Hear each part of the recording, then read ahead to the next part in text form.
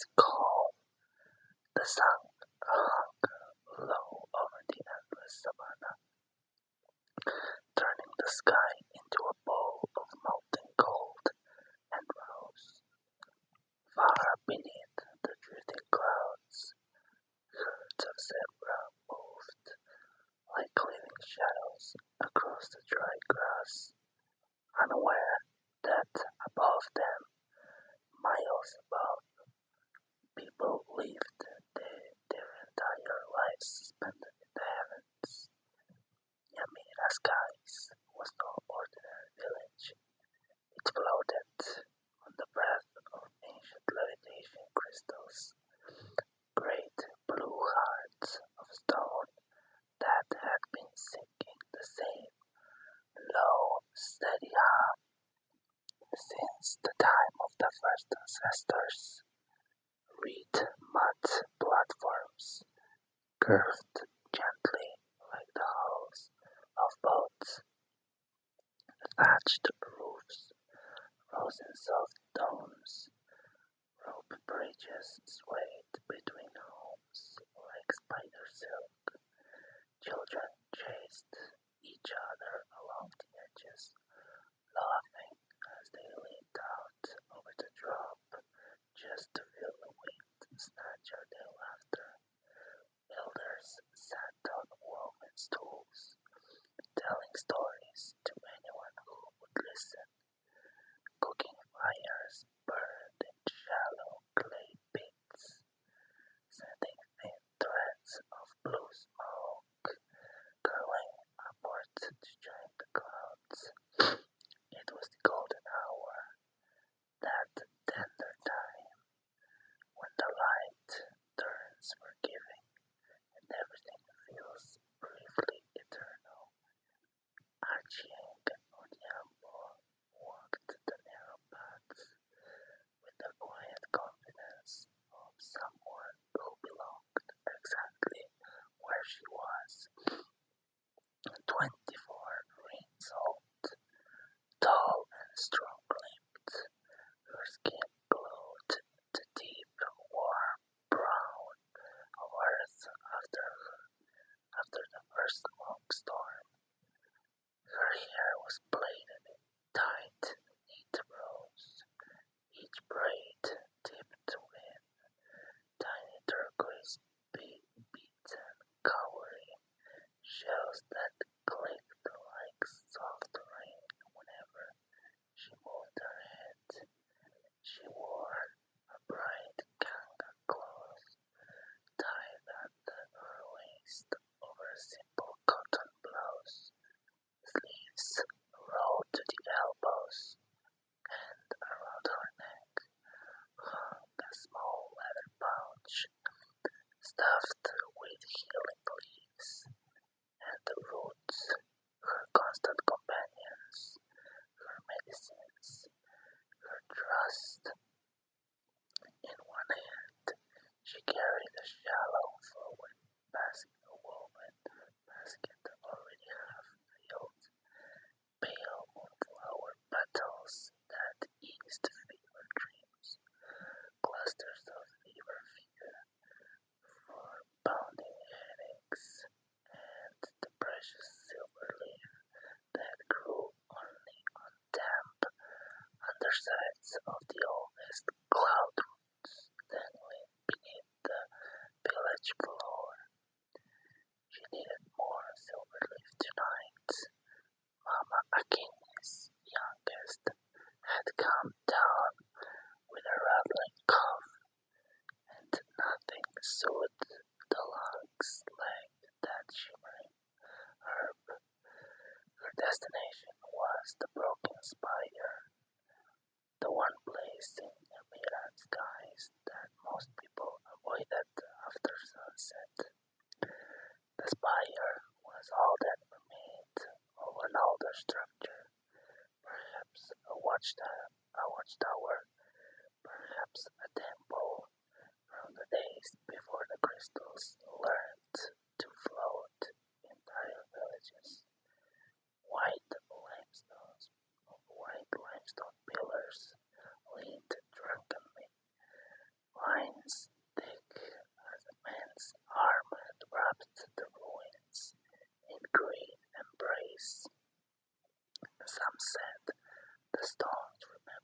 too much sorrow. Others said the winds that blew through the gaps still carried the screams of the long dead. Ajiang had never been afraid of remembering. She believed every want, every grief, every joy left medicine behind if he knew how to gather it. The rope bridge to the spire creaked under her bare feet. Halfway across, she paused, looking down through the gaps between the planks. The world below was a dizzying dream. Endless golden plains, the thin silver thread of a river, distant mountains wearing caps of purple shadow, a pair of crowned cranes glided past, black and white wings flashing like polished obsidian. Ajiang smiled, whispered a small thanks to the sky for safe crossing, then continued. At the far end, the ruins began in earnest. Crumbled walls, fallen arches, a single standing gateway whose keystone bore a spiral carving that seemed to turn slowly when you weren't quite looking. Ghost orchids grew in the cracked stone floor, petals translucent as moonlit water, glowing faintly even in daylight. Ajiang knelt beside them as she reached to harvest one perfect bloom. Her fingers brushed something hard beneath the moss. Curious, she swept the green veil away. There, half buried, lay the pendant no larger than her palm. The metal was neither gold nor silver, but something warmer and darker, like bronze, that had once known fire. At its center rested a stone the exact color of storm clouds. Before the first drop falls, crossed the thin veins of liquid silver that moved slowly, dreamily, as though the stone breathed. A thin leather cord, impossibly preserved, threaded through a small loop at the top. The instant her fingertips grazed it, the world tilted. The instant her fingertips grazed it, the world tilted. A deep hum rose, not from the pendant, but from somewhere inside her own lips. Warmth bloomed in her chest, raced down her arms, tingled in her fingertips. Her vision smeared, then snapped into impossible clarity. She saw a vast plain beneath the moon, the color of fresh blood, thousands of warriors, faces streaked with white ochre, spears lifted high. Above them loomed a figure wrapped in a living shadow, arms spread like a storm about to break. The black tendrils poured from its hands, coiling around the warriors, draining color, draining life, until they collapsed into drifts of ash. Screams, then silence, so complete that it hurt. The vision folded. Now a circle of elders, their skin glowing from within like coals. An old woman with eyes like burning embers chanted in a tongue older than sorrow. The pendant flared blinding white, then dimmed as the others fell one by one, their light pouring into the stone like water into dry earth. Another fold, a child no more than 7, hiding behind the boulder, as the shadow figure approached. Small hands clutched the pendant, tears cut tracks through dust on round cheeks. Protect them, the child whispered. When I cannot. The visions snapped shut. Ajay gasped, falling backwards onto the moss. The pendant lay warm in her open palm, silver veins pulsing in perfect time with her racing heart. She stared at it, breathing shallow. What are you? She whispered. No voice answered her. Instead came a feeling like a cool wind brushing the inside of her skull. Curiosity, recognition, hunger, every brilliant instinct screamed at her to leave it buried. Instead, she lifted the cord and slipped it over her head. The pendant settled against her breastbone, heavy, alive, comforting in a way that made no sense. The ruins answered. A low groan rolled through the stone. Dust sifted from the archway. The glowing vines quickened, pulsing like veins. Ajay rose slowly. From the deepest shadows beneath the pillars, shapes detached themselves, tall, faint, woven of smoke and absence. Their eyes were twin points of cold white fire. They had no mouths, yet they keened. A high, dry sound like wind tearing through winter grass. They glided toward her. Terror bloomed sharp in Ajing's throat. She backed away, and she forgot the basket. The creature moved faster. She turned and ran. The rope bridge bucked and swayed beneath her pounding feet. The small things followed, silent, inevitable. They did not touch the planks. They drifted above them, smoke trails curling like fingers.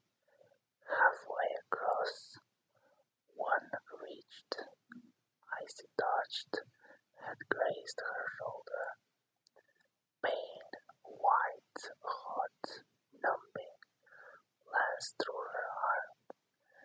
She stumbled, nearly plunged through the gap into the open sky.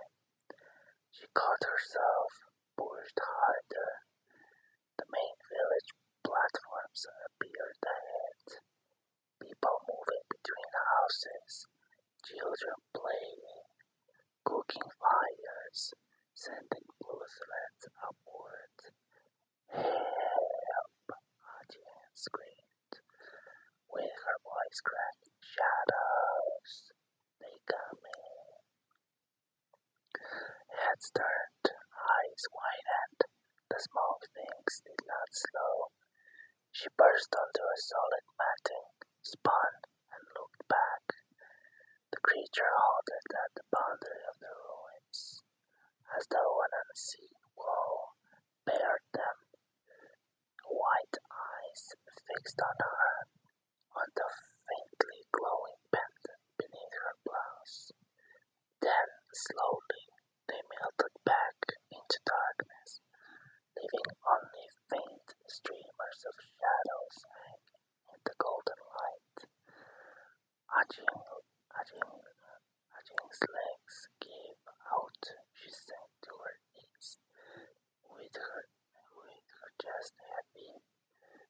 Footsteps pounded close. Achieng, what happened? Are you hurt? Otieno gave up, dropped beside her, one knee to the matting. 26 rings, broad-shouldered, skin like polished ebony under the late sun.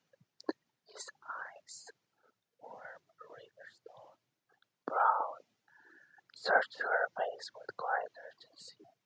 She wore the short leather kilt and beaded armbands of a village guardian. He wore the short leather kilt and beaded armbands of a village guardian. A short spear rested across his back, a thin scar traced from his left eyebrow to his cheekbone, courtesy of a leopard too bold last rainy season. He raised her shoulders, then paused, seeing the raw fear still carving her features. "Talk to me," he said, with soft voice. "What chased you?" With shaking fingers, Achieng lifted the pendant. "I found this in the spire under moss. The moment I touched it, I saw things, terrible things, battles, elders dying, a child crying, and then those small creatures appeared." Otieno's gaze dropped to the pendant. Surprise flickered across his face, then something deeper, almost recognition. "Where exactly did you find it?" he asked, with his voice dropping low. "Near the ghost orchids. The visions came the instant I touched it." She stopped. Otieno was staring at the amulet, as though it had personally betrayed him. "You know what this is," she said. It wasn't a question. He exhaled sharply through his nose. "I've seen drawings in my father's journal, the one he kept hidden. He called it the storm heart, or sometimes the heart of storms. Said it was lost during the Great Sundering." Achieng frowned. "The war that shadowed the old kingdoms."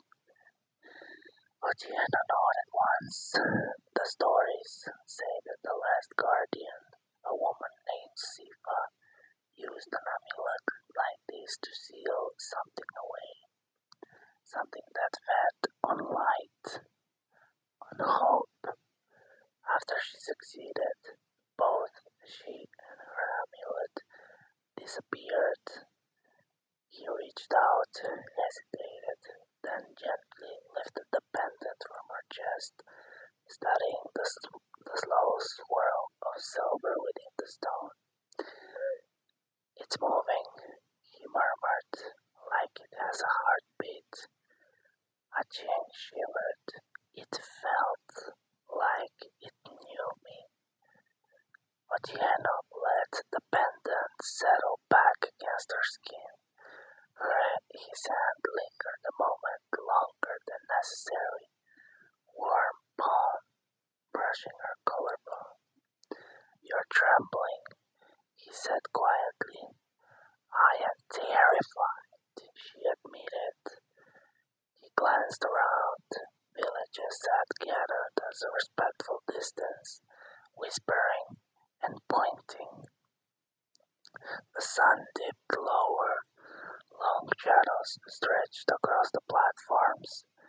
"We can't stay here," he said, "not with everyone watching. Come to my house. I still have the father's journal. Maybe there's something in it. Something that tells us what this really is, and why those things came the moment you put it on."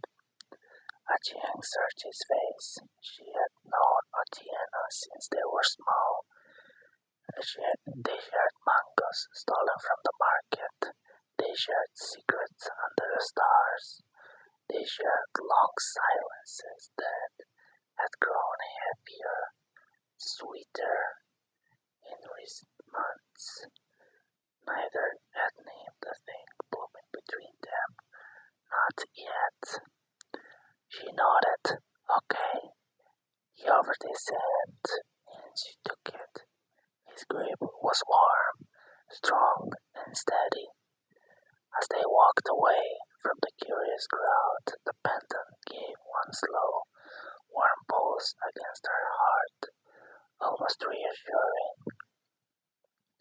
Behind them, high in the broken spire,